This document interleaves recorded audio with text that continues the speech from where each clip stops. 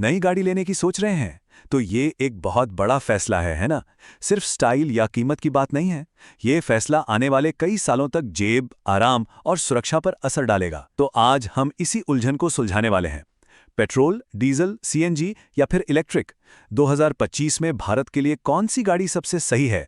आइए इसी को समझते हैं। तो सबसे बड़ा सवाल, इन चारों में से कौन सी गाड़ी बनी है हमारे लिए?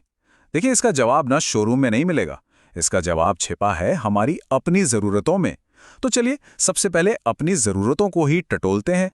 देखिए, सही गाड़ी चुनने का पहला कदम गाड़ी देखना नहीं है, बल्कि ये देखना है कि हमारी ड्राइविंग की आदतें कैसी हैं। मतलब असल में गाड़ी चलेगी कहाँ, शहर में या हाईवे पर? ये बहुत जरूरी है समझना। ड्राइविंग का माहौल सब कुछ तय कर देता है। मान लीजिए ज्यादातर ड्राइविंग शहर के बम्पर टू बम्पर ट्रैफिक में होती है, जहां बार बार ब्रेक लगाना है, फिर चलना है। ऐसे में एक कॉम्पैक्ट फुर्तीली गाड़ी, शायद ऑटोमेटिक, सबसे बेस्ट रहती है। और वहीं अगर सफर ज्यादातर हाईवे पर होता है, लंबी दूरी का, तो फिर एक ऐसी गाड़ी चाहिए जो मजबूत हो, स्थिर हो और जिसमें इतना दम हो कि ओवरटेक करने में सोचना ना पड़े। अच्छा, अब आते हैं उस एक सबसे जरूरी सवाल पर। महीने में गाड़ी चलती कितनी है? ये एक नंबर है ना, ये तय कर देगा कि कौन सा ईंधन जेब पर भारी पड़ेगा और कौन सा नहीं। सीधा सा हिसाब है। अगर महीने का चलना 800 किलोमीटर से कम है तो पेट्रोल कार ठीक है, लेकिन अगर रनिंग 1500 किलोमीटर से ज्यादा है तो फिर डीजल या ईवी के बारे में सोचना ही पड़ेगा। ये लंबी रेस में हजारों रुपए बचा सकती हैं। तो ठीक है, अब जरा इन चारों ईंधन विकल्पों, पेट्रोल, डीजल, सीएनजी और ईवी, इनके फायदे और नुकसान को एक एक करके समझते हैं। सबसे पहले बात पेट्रोल की।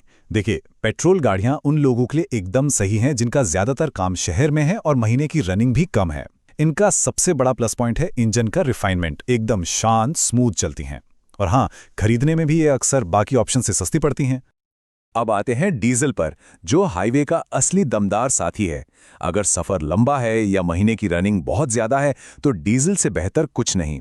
ये हाईवे पर जबरदस्त माइलेज देती है और इसका टॉर्क, मतलब खींचने की ताकत, कमाल की होती है। लंबी दूरी हो या गाड़ी में ज्यादा सामान हो, डीजल इंजन थकता नहीं है। और अगर सबसे बड़ी प्राथमिकता सिर्फ और सिर्फ पैसे बचाना है तो सीएनजी का कोई मुकाबला नहीं। चलाने का खर्च सबसे कम इसी में आता है। पर्यावरण के लिए भी ये पेट्रोल डीजल से बेहतर है। लेकिन सिक्के का दूसरा पहलू भी है। बूट स्पेस यानी डिक्की में जगह कम हो जाती है। और दूसरा, हर जगह सीएनजी स्टेशन आसानी से नहीं मिलते। और अब बात करते हैं भविष्य की, यानी इलेक्ट्रिक व्हीकल्स या ईवी की। खासकर शहर में चलाने के लिए ये एक गेम चेंजर है। सोचिए, चलाने का और मेंटेनेंस का खर्चा लगभग ना के बराबर, और प्रदूषण तो जीरो। ये सबसे साफ विकल्प है। लेकिन इसमें एक लेकिन है।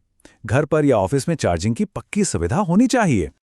एक बहुत जरूरी बात, गाड़ी की जो कीमत हम शोरूम में देखते हैं ना, वो तो कहानी की बस शुरुआत है।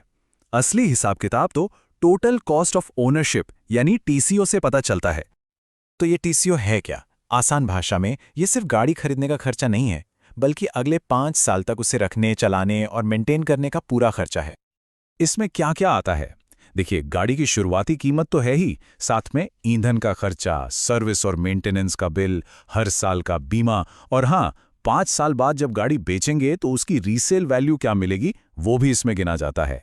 जैसे एक ईवी का मेंटेनेंस पेट्रोल कार से बहुत कम होता है और एक डीजल कार की रीसेल वैल्यू अक्सर ज्यादा अच्छी मिलती है। ये सब मिलकर ही असली लागत तय करते हैं। चलिए इसे एक उदाहरण से समझते हैं जो सब कुछ साफ कर देगा। ये टेबल देखिए, 1000 किलोमीटर चलाने का महीने का खर्चा। पेट्रोल पर जहां करीब 7300 रुपए लग रहे हैं, वहीं ईवी पर यह खर्चा सिर्फ 1300 रुपए के आसपास है। मतलब हर महीने सीधे सीधे 6000 रुपए की बचत। अब सोचिए 5 साल में ये कितनी बड़ी रकम बन जाएगी। तो एक बार जब पैसों और इस्तेमाल का हिसाब किताब साफ हो जाए, तब फैसला कुछ और जरूरी चीजों पर आकर टिकता है। क्योंकि गाड़ी सिर्फ एक मशीन नहीं है, ये सड़क पर हमारा और हमारे परिवार का एक सुरक्षित ठिकाना भी है। पैसों के बाद अब बात करते हैं आराम और सुरक्षा की, जो सबसे जरूरी हैं। क्या आसपास की सड़कों पर गड्ढे बहुत हैं? तो ऐसी गाड़ी देखिए जिसका ग्राउंड क्लियरेंस अच्छा हो, सस्पेंशन बढ़िया हो। अगर परिवार के साथ लंबे सफर पर जाना है तो आरामदायक सीटें और शांत कैबिन बहुत मायने रखता है। और हाँ, सुरक्षा फीचर्स, इस पर कोई समझौता नहीं। मल्टीपल एयरबैग्स, ABS यानी एंटी लॉक ब्रेकिंग सिस्टम जो तेज ब्रेक लगाने पर गाड़ी को फिसलने से रोकता है, और ESC यानी इलेक्ट्रॉनिक स्टेबिलिटी कंट्रोल, ये सब आज की तारीख में नॉन नेगोशिएबल हैं।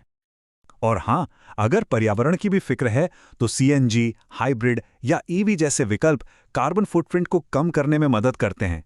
और इनमें से EV तो सड़क पर चलते हुए जीरो प्रदूषण करती है, एकदम साफ।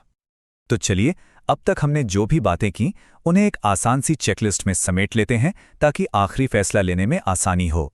ये है फैसला लेने का 5 स्टेप का फ्रेमवर्क। पहला, अपने महीने की रनिंग और मेन यूज यानी शहर या हाईवे तय करें।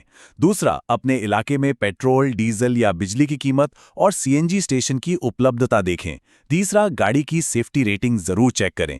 चौथा, एक अच्छी लंबी टेस्ट ड्राइव लें, सिर्फ 5 मिनट की नहीं। और पांचवां और आखिरी स्टेप, जो भी 2-3 गाड़ियां पसंद आई हैं उनका 5 साल का TCO निकालकर तुलना करें। तो आखिर में सवाल बस इतना सा है, फैसला सिर्फ गाड़ी की शुरुआती कीमत देखकर होगा या फिर लंबी अवधि की ज़रूरतों को देखकर? एक स्मार्ट चॉइस वही है जो इन दोनों के बीच एक सही संतुलन बनाती है।